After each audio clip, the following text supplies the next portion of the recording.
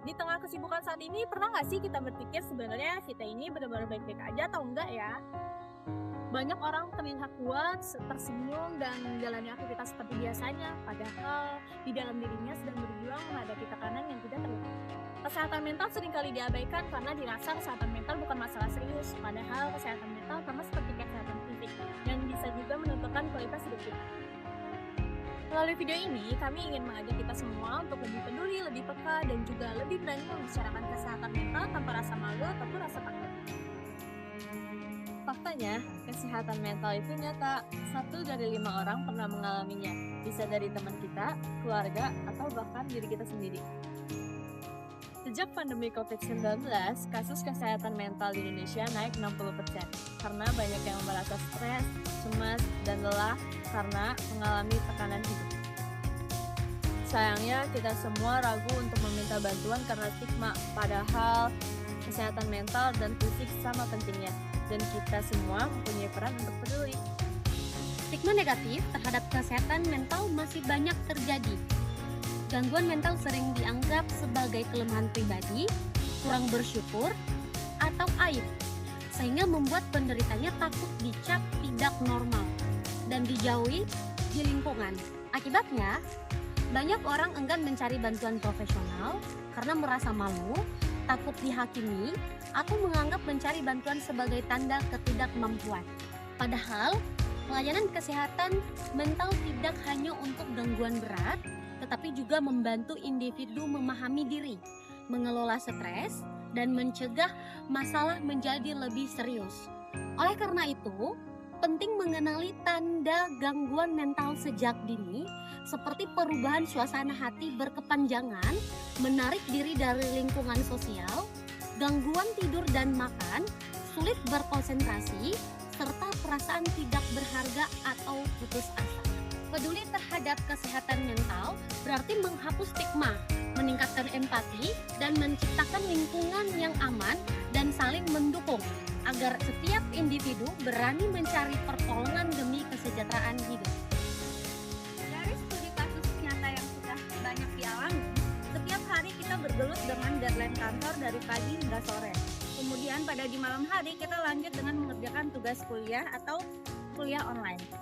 Menjalani double role seperti ini membuat kita merasa bersalah jika kita tidak dalam keadaan yang produktif, atau kita merasa lemah karena tidak bisa menjalani semuanya atau keduanya sekaligus. Kita sering lupa bahwa kesehatan mental adalah mesin utama produktivitas. Tanpa mental yang sehat, karir yang sudah kita bangun susah payah, dan pendidikan setinggi langit pun tidak akan bisa kita nikmati secara maksimal. Jadi, mengutamakan kesehatan mental bukanlah sebagai tanda menyerah. Jaga kesehatan mentalmu agar kamu bisa melangkah lebih jauh. Solusi praktis kesehatan mental meliputi menerapkan gaya hidup sehat lewat olahraga, nutrisi, dan tidur yang cukup. Lalu mengelola stres lewat mindfulness atau hobi yang bisa disalurkan. Bisa dilakukan dari kita bangun tidur dengan mendekatkan diri kepada yang kuasa.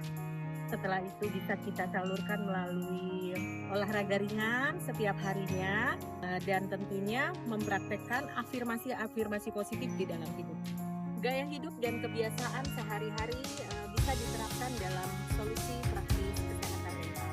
Contohnya adalah aktivitas fisik, berolahraga, olahraga cukup yang ringan-ringan saja, bisa yoga, bisa jalan, ataupun olahraga ringan seperti duduk menggerakkan kaki seperti ini.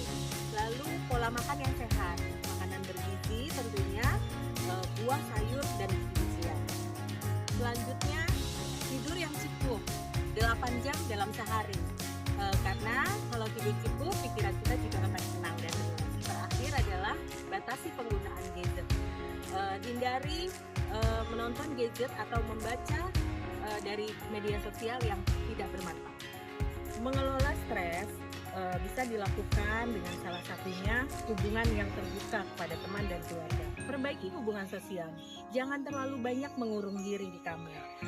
Bisa berteman, bergaul, tentunya hubungan yang positif, lebih membuka diri. Tetapi bagaimana jika itu semua tidak berdampak? Artinya Anda perlu bantuan profesional.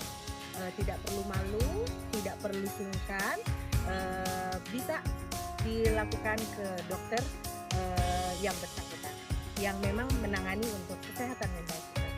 Terima kasih. Di sekitar kita banyak yang katanya tuh baik-baik aja, tetap ngejalanin hari-harinya, tetap senyum. Tapi apa sih yang sebenarnya mereka rasain?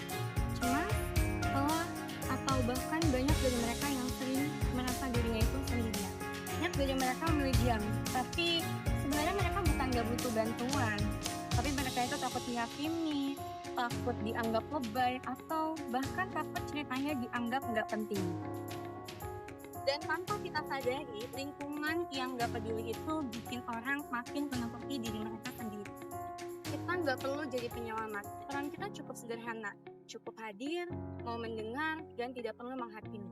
Satu kalimat sederhana seperti aku dengerin atau kamu nggak sendirian, itu bisa berarti banget bagi setiap seseorang. Oh, kamu yang sedang merasa tidak baik-baik aja, tenang aja. Kamu nggak sendirian. Minta bantuan bukan berarti tanda kelemahan, tetapi itu merupakan sebuah tanda keberanian terhadap diri kita masing-masing. Mengelola stres bisa dilakukan dengan salah satunya hubungan yang terbuka kepada teman dan keluarga. Perbaiki hubungan sosial, jangan terlalu banyak mengurung diri di kamar. Bisa berteman, bergaul, tentunya hubungan yang positif, lebih membuka diri. Tetapi bagaimana jika itu semua tidak berdampak? Artinya Anda perlu bantuan profesional.